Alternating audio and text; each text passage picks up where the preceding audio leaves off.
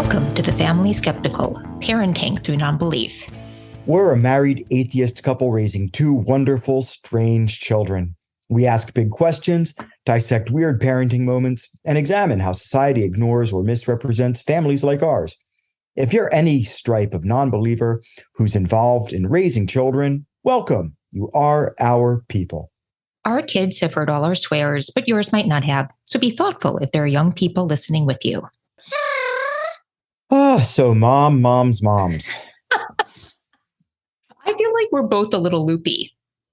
Yeah, I ate blueberries. Yay! I haven't slept since the time change. Well, potato. Oh, man.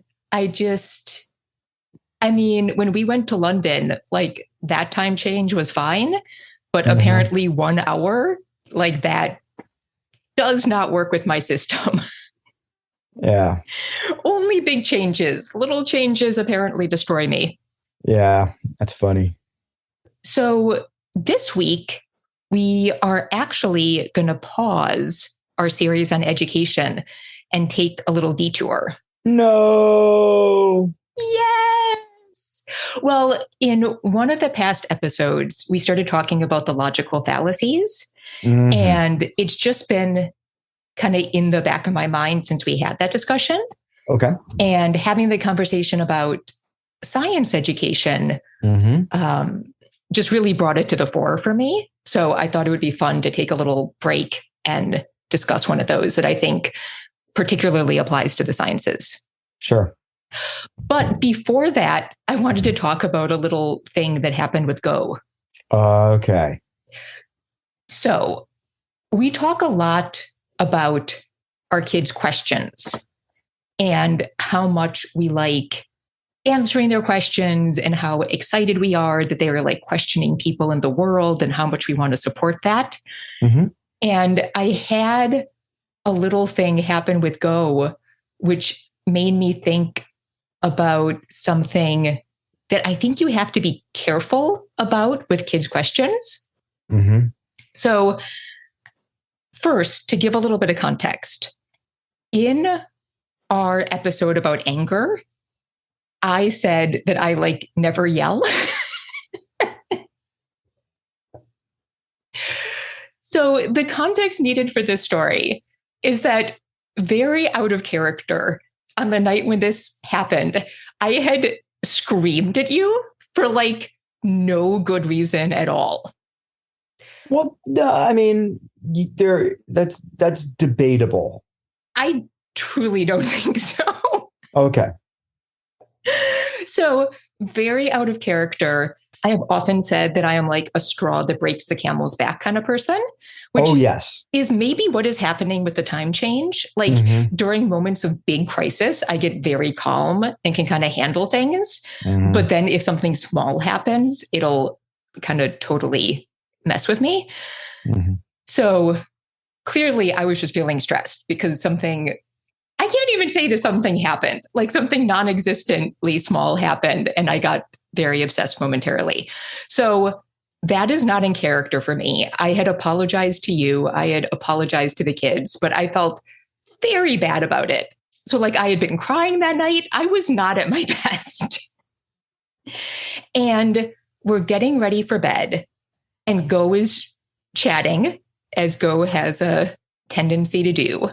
And he asks, Mom, do you have to be a certain religion to practice some traditions? Okay. And so usually this is the kind of question, I usually love these kind of questions, right? A couple nights later, Go asked if Christmas was a Christian holiday. Mm-hmm. And I was like, yeah. And then I went and got something. And I was like, wait. No. We have to talk about this more. Yes, it's a Christian holiday because it comes from this story that we've talked about. But all the celebrations surrounding it are actually from all these different holidays. Because does this have to do with that story? No. And did it? So I'm I love jumping into these questions for the most part. Right. But I was not feeling at my best.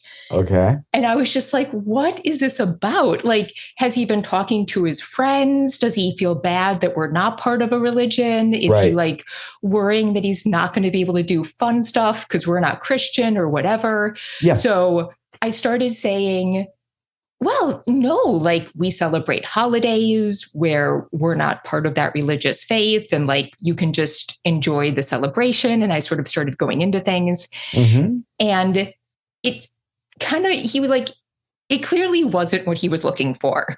And so I stopped and I was like, go, what religious tradition are you talking about? This is so funny. Yep. And he said, oh, do you have to be a certain religion to be a monk? And I'm like, okay, like all of my worries were put to rest. Who knows why he was thinking about monks? Monk. I love it. Yeah. Like, it became much easier. And I was like, well, yeah, there are different religious traditions that have different kind of monks. But typically that is a religious calling. And, you know, it was a fine conversation. But it was just like, it was clearly not a capital Q question. It was like totally a lowercase q question of like some, who knows what got him there. But like this was just one of his many random questions. Well, it also brings up how important it is to define terms and expectations when you're having a conversation with somebody. It doesn't matter if the person's 6 or 60. You could just easily be talking past each other unless you clarify in the beginning what you mean by certain things, and, you know, and that you're open to clarifying questions, right? So like a clarifying question there all of a sudden turned what could have been like this wide-ranging topic that, you know, dives into anthropology and myth making and cultural appropriations and all this sort of stuff. It instead becomes like a monk. What? Right? Like, but it also just made me think about kind of the anxiety that big questions can bring up. What do you mean anxiety? Well, I think like, and like I said, this doesn't happen to me much, but I think when kids ask about things that feel like big questions, like religion or sex or, you know, just all sorts of topics, if it's something that feels kind of like it's important to get it right, I think there can be some anxiety in that moment. Like, are you going to do it correctly? Do you think that you need to have the perfect packaged answer the first try, your first attempt at answering? Is that where the anxiety comes from? Like you don't think that like a repeated conversation or clarification in the future would suffice? No, I mean, I think for the most part, I'm a big believer in like all the big things. It's not one conversation. It's like all the little conversations you have. So why the anxiety? But I still think, well, one, I'm sure you're talking more generally. And I think you hear this with parents on a lot of forums, you know, like, oh, my kid asked about this. What should I say? Right. But I think even though I know it can be a bigger conversation, like there still are those moments for me. Okay. Because sometimes it feels like, even if intellectually you know that you have more times to come back to it, if it's something you really care about, I still sometimes want to do, like, if not a perfect job, at least a good job talking about it. I mean, I know I had sort of a similar reaction when we were watching one of the X-Men films and the Holocaust plays into it intensely. And we hadn't exactly talked to the kids about the Holocaust. And I owned that first class. You did. Yeah. But I remember looking over to you like, what are we going to do here? I'm like, I got this. Yeah. It worked out great. It was easy enough. You know, we bullet points, big picture. It helps that, that they're culturally Jewish. So they have like an actual potential emotional connection to the situation once it's explained. Yeah. But I think it was a good thing to remind me that often what seem like sort of big complex questions are for kids actually, what they're actually looking for is a little bit simpler. Yeah. And I still think sometimes it's fun to get into the big stuff if you have the energy for it. But I think it also depends on the question, right? Like not every, like you can't get into nitty gritty about everything, but for some kids and some topics, then yeah, absolutely you can. But I also think, in those moments where you're low energy or, it's feeling like something hard to answer in that moment, that sometimes the ask is actually much smaller. Indeed. But man, it was funny. Yeah. So fallacies. Okay.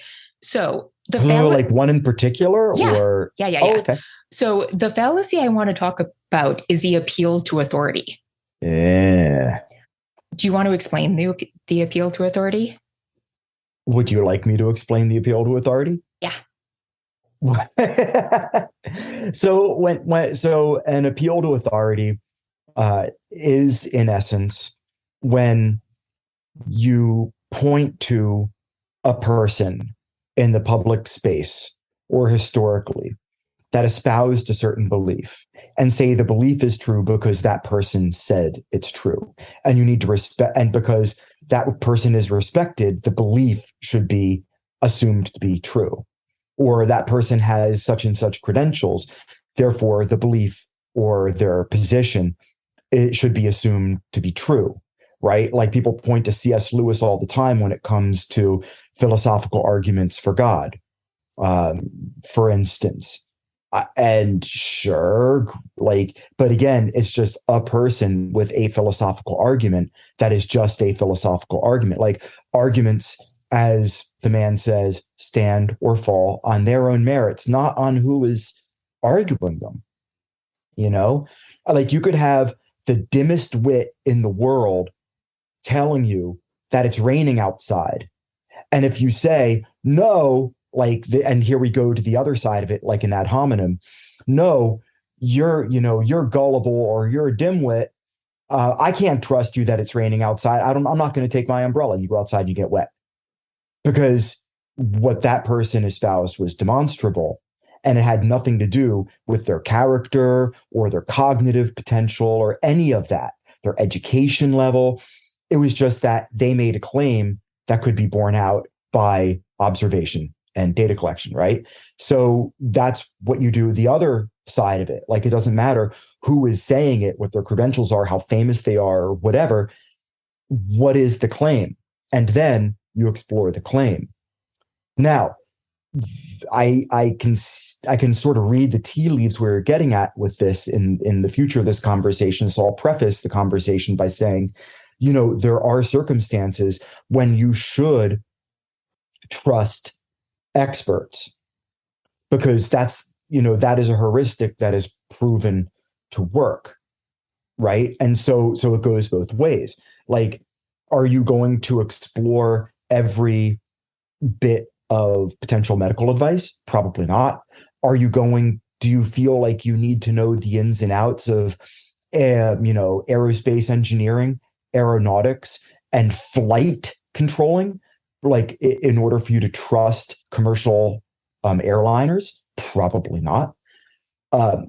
So you defer to people that have demonstrated, I think that's what it comes down to. They have demonstrated the veracity of their positions. Like commercial airline travel works and is efficient and is trustworthy, or aspirin can help lower a fever, things that aren't just like a person saying it and so you believe it because such and such snake oil salesman says it. It's because it's been borne out in reality, right? The claim has repeatedly been tested and shown to be true. Exactly. And I think that's what makes it such a tricky one for me. Yeah. Because so there are clear areas where I find it easier, right? So I think what a lot of people, one common way that this comes into play is somebody will take an expert in one thing, and because they're clearly very smart and an expert at that thing, they then use their opinion about a totally different field. Jordan Peterson. What? Did somebody say something? Yes. That they are not an expert in, and then they still trust their opinion in that area in which they are not an expert. So, pardon cat noises. One of our cats has decided to join me on the recording space today. Excellent. So that is a pretty easy one to catch. Oh yeah, and it goes both ways. It happens with conservative folks, and it also happens with science-minded folks. Like, people point to Richard Dawkins says such and such, but the thing is that in a lot of cases you'll see the people talking about an argument from authority that secularists make, like that is actually one that more faith-minded folks think that secularists make. Like, you believe this because Richard Dawkins believes this. I read it in this article. And so because you both believe evolution is true, you also believe what this guy says. You know what I mean? Like,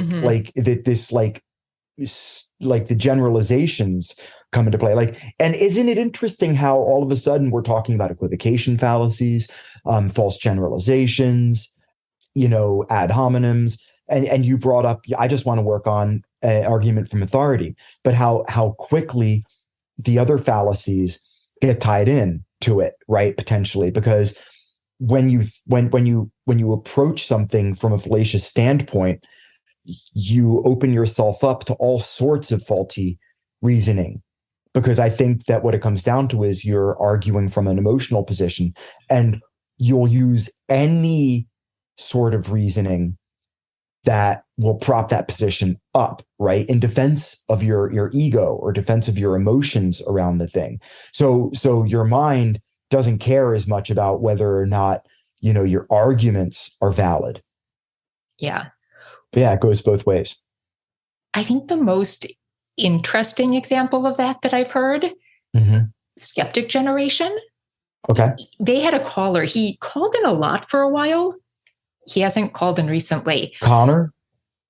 The guy who does computer programming. Oh, Zeno. So Zeno. Oh man, that guy has an ego and a half. Yeah. But so Zeno kept saying, I can, program these amazing things. And if you didn't understand the programming, then it would seem unbelievable. Right. And so you need to go to somebody who's the expert. Right. And what drove me crazy is I so wanted V and Eric to just ask him, who do you think is the equivalent expert in God? Right. I get that there are experts in these things that you could go to, but who are you saying is the expert when it comes to religion? Right. And I think what he would have said is me, because in my programming, I create worlds. Right. Yeah. No, I think that was the underlying idea. Yeah. But I'm not sure. And it drove me nuts because I was like, this is an interesting argument, but what do you actually believe you're talking about when you're talking about needing to go to an expert? So it's all so vague and wooey. And yeah. Because I do think for a lot of religious questions, there just aren't experts. There is no expert voice to turn to. Like you don't want an actual capital E expert. You want to seek out people who agree with you. Some people, that sort of some cuts to the core of it cuts to the core of one of the problems with religious faith, and setting aside how your faith makes you feel or what good acts it inspires you to do within your own life or in the community, big and small. The fact that the belief is held by faith, right? Evidence of things unseen, as the scripture goes. Who are you going to trust? you have experts, lowercase e, quotation marks, right? Experts who share the same five senses as you do, saying these things that you like to hear, propping up a belief you already hold to be true. Same five senses. What are they discerning that is different than what you're discerning? And how do you know that what they're discerning about the same belief that you profess is actually correspondent with that belief that you profess? It's like, how do you know that two people smell popcorn the same way? Right? We're talking about brain states. Like there can be no expert opinion when it comes to spirituality. There are people who agree with what you already agree with, or they say words that sway you based on some sort of emotional appeal that you're predisposed to feel or respond to. And that's why, like, one of the reasons why I left religion was because that mode of substantiation that I used to find, that I previously found to be effective or necessary, right? Or whatever, it ceased to have efficacy toward my belief. And the more I looked at it through a critical lens, the more I realized I was just allowing myself to get out of those people saying those things what I wanted to get out of it in order to perpetuate my belief. So I was basically creating my own echo chamber, and that's the danger with this, and why an argument from authority is so dangerous, is because you can find any loud public voice to agree with any opinion that you already hold, any belief that you already accept as true. But that doesn't mean that that person is right. And it doesn't mean that the position that you both espouse as true is actually true and worthy of like reframing your life around in order to follow it or worship it or profess it or whatever. Yeah. But I also want to talk about it on the science side, because as we discussed, one of the great things about science is that there are a lot of internal checks. People are constantly presenting their work, and other people who are experts in the field are repeating those experiments, trying to add to them, verify them. And for the most part, that system works fairly well. Right. But there have certainly been times where that system has failed for all sorts of reasons. Yeah. Like if you look back at medicine, there was all sorts of bad science done based on racist beliefs. Yeah. Phrenology. Oh, absolutely. And, so there have definitely been times where it's fall down. You talked about airplanes. There was that faulty programming in a certain make a plane recently where they had to down the entire fleet because they were crashing, because there had been bad processes in creating that flight program. So there are times where this breaks down. And I think because of that, to me, it is not a simple answer when it is simply time to believe experts in a field and when it isn't. And I think the problem with science when you get to a certain level is that if you are not an expert for some levels of science, I feel like there truly is no way to know. So I was thinking when I was reading about logic for that episode, I was actually watching YouTube videos. When I was watching YouTube videos about logic, there was one guy I listened to, and he was talking about the study of logic. And there are all the things we talked about, but he said sort of another layer of philosophy dealing with logic is, is this logic system actually the most valid one to be using? Right. There are different ways to gain knowledge of the world. And I've been thinking a lot about intuition. Oh, yeah. And so I think relying on intuition for answers is almost always a bad idea. When is it not? But I think intuition has a purpose Mm-hmm. because I have found when I have a gut reaction to something, right, that I can't justify, mm-hmm. it doesn't mean my gut reaction is right. But in many cases, it does mean it is like notice to myself that I'm not done exploring the idea. Okay. So if I have a gut reaction, it is either, I haven't done enough research to convince myself of this thing, or sometimes it's, like I have an internal bias that I didn't even know. Right. Mm-hmm. And like that's causing me to have a gut reaction. So are you saying that when you feel a gut reaction, that's sort of like the canary in the coal mine, it's your first sort of indicator that you have more work to do, or there's something amiss that you need to resolve? Yeah. Or something? Okay. Yeah. All right. So intuition to That's me, interesting. it's not like, oh, my intuition is right. Got and it. whatever Okay. I'm feeling is the right answer. Mm-hmm. But it does mean there's just more going on here than I figured out. Well, what do you think what do you think our intuition is? Because I have an idea, but I don't know if you share that idea. So I'm just curious. What do you think intuition actually is? Oh, that is such a good question.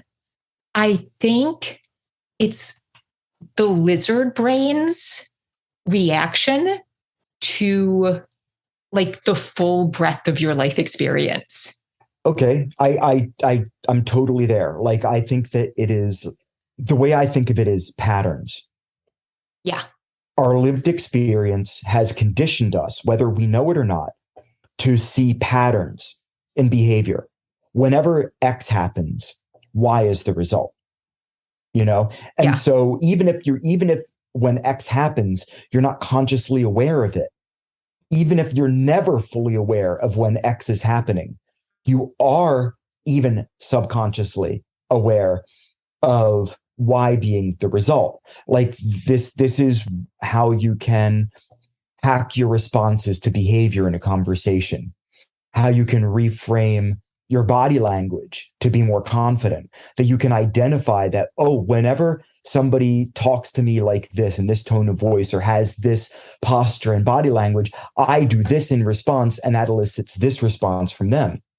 It isn't really until you're consciously aware of those subconscious responses, like intuition, that you can say, oh, so maybe what I can do to get a different result is now consciously work against those subconscious cues that I'm giving off that are the result of me reading the other person's body language or expression or tone or whatever, and then taking this posture in reply to them.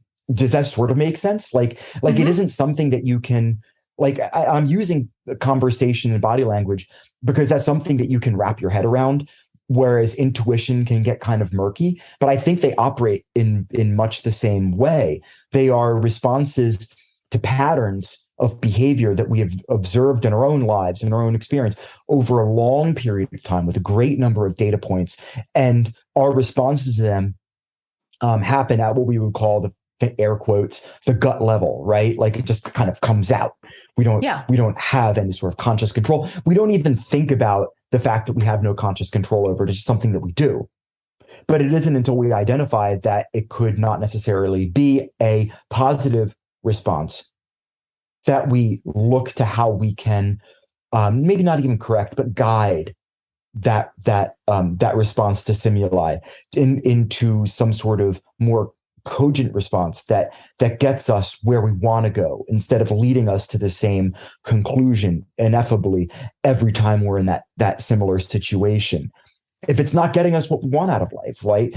And I think that intuition, while it's easy to categorize it as something that shouldn't be trusted, like faith, I think of it like it's something that doesn't get you a consistently positive response, or it doesn't generate or indicate what beliefs are true or false. it just gets you something based on what your reaction is, right? And to me, sometimes like those patterns can be good, right? Because if you've seen a pattern a lot of times and you see something that's counter to that, there's a rustling in the bushes. Caveman says, "Oh, that could be a tiger, or it could be a boar." Well, let's err on the side of caution because Throg just got eaten yesterday. Yeah. Right? Like, yeah. So a lot of times, I'll think about political arguments or social arguments, and there'll just be that niggling where it's like, that doesn't, there's just something about it that doesn't match my lived experience. And it's not always the intuition that's actually the problem with the argument, but thinking about that will sometimes help me get to the problem with the argument. Or sometimes it's like, oh, this pattern that I realized I was relying on actually isn't valid. Like this has to do with the own limitations of my experience, and is actually not a faulty argument. But it often takes me to interesting places, and I feel like a lot of people rely on those kind of gut reactions to know when they have to question authority. But I think in the sciences, and particularly, like I said, when you get to sort of the more rarefied air of the sciences, I just think it goes out the window. I mean, there was a caller on the Atheist Experience whose part of his whole theory was like, but the atom looks like the universe. And I think Forrest Valkai was on, and he's like, the atom doesn't look like that. That's just the way we draw it in books to make it understandable. Yeah. And it's like, yeah, I mean, I trust him. I'm sure that's true, right? But I think as a layperson, it is very hard to trust one's gut at all because the universe gets really wacky. When you start studying it at a certain level. And I just think it just inherently is counter to our experience because there's a level of things happening that we have no experience with.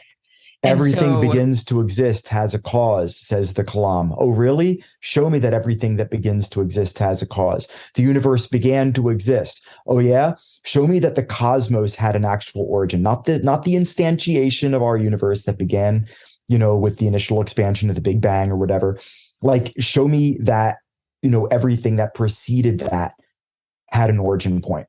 And it wasn't just already there. Like we don't have a way to explore these things yet, if ever. So I do feel like at a certain point, like this is why we have to rely on experts at some level. Yeah. Because there are people who've studied these things well enough to know them where their intuition starts. You mean you can't just read it for 16 hours? We'll have to link to that.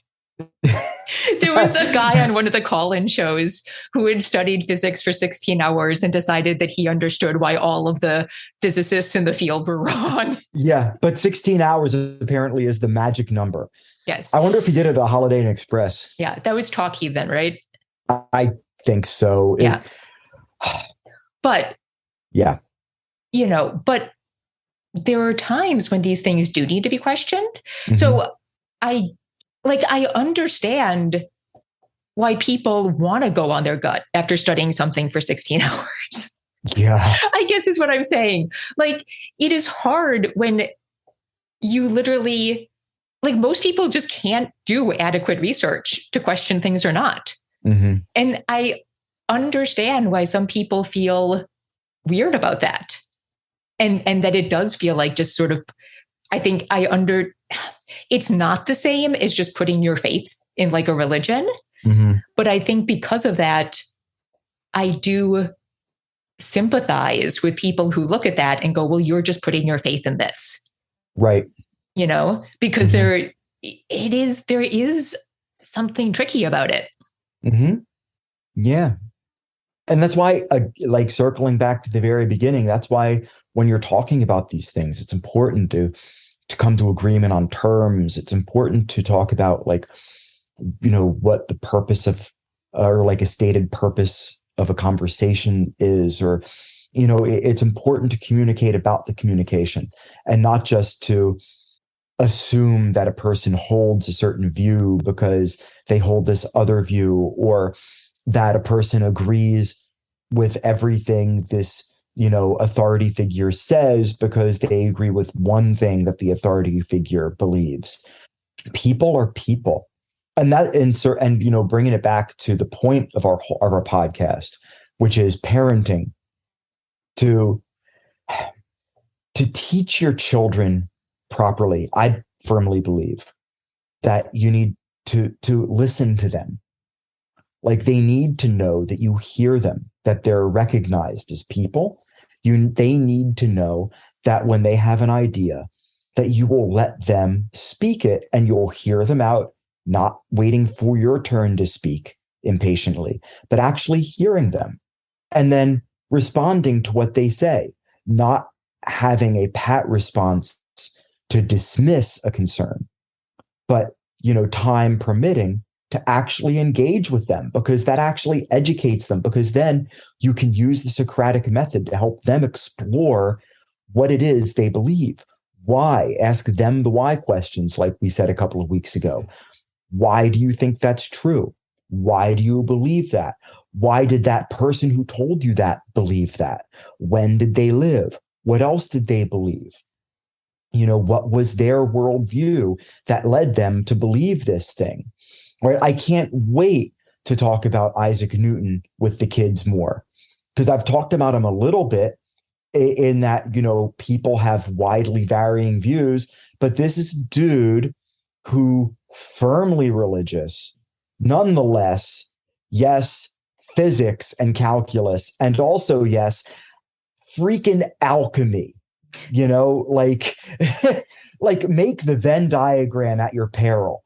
It's just like, people are complex and our kids are people, right? And so it's important to listen to them and to make sure that they know that, yes, we as parents are going to be their primary authority figures, but at no point should they necessarily accept what we say as true just because we say it.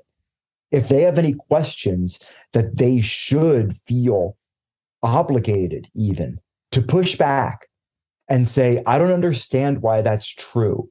Now, if they're being argumentative, right, if they're having a temper tantrum or whatever, then you take it with a grain of salt. But if it's about something that has a deeper meaning or a deeper explanation, and you're giving them a pat explanation that's not working, and you've got the time, then do it right then and there. Or if you don't have the time, put a pin in it and say, you know what, bud, I hear you. I really love that you want to know more about this. Let's talk about this later. Don't dismiss it. Don't give them some sort of, like, quote, finger quotes, the intuition, answer, or the because, unless it's something that, due to the necessity of the situation, just needs to get shut down. Because as parents, sometimes, like, you do have to put your foot down.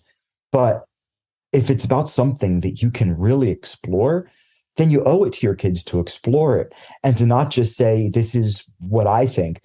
If you go through the journey with them, it's happened with me, you might surprise yourself that you learned something about something that you assumed was true per your current understanding, that you changed your position slightly or even radically because your kid had the audacity to ask you something, or to state a position that required you to push back.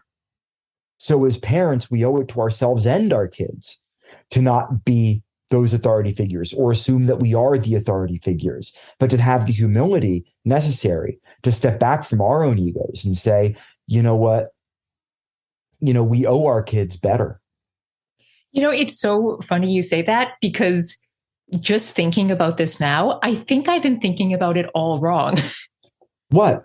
So I think I realized, I don't know if it's like an answer, but I think when it comes to these things that are like, you just need too much study to understand, I think and not like 100%, and it doesn't solve the problem altogether, but I think what a layperson is capable of doing, which we should focus on more, is reviewing the review of that work. Oh, yeah. Like, I can't understand the science, but I can look to see where it was published and how well regarded that publication is. How many people quote it? Like, that's another thing. How many people reference it? Like, it's not enough to get a paper published, because any like Wahoo can say like, oh, look, I got this paper published. Or you would point to that person, look, they're an authority because they got a paper published. Oh, yeah. Who's quoting it and how often? And you can look to see study sizes. Yeah. You know, and who that population was. So like maybe that's more the answer. Well, we've talked about that. Like, we talked about that in process and instruction a couple of times over the course of our wonderful podcast here. Like, the idea of exploring an author's bias. We're talking about history.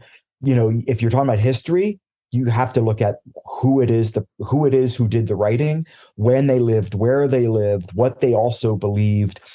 You know, like it helps to illuminate their position. And then it lets you properly place in your worldview what it is that they're saying, how much value you give it, right? Yeah. Who you align their information with, even if what they say is totally different or even sometimes diametrically opposed to another historian. Were they both in the same period, in the same geographical region?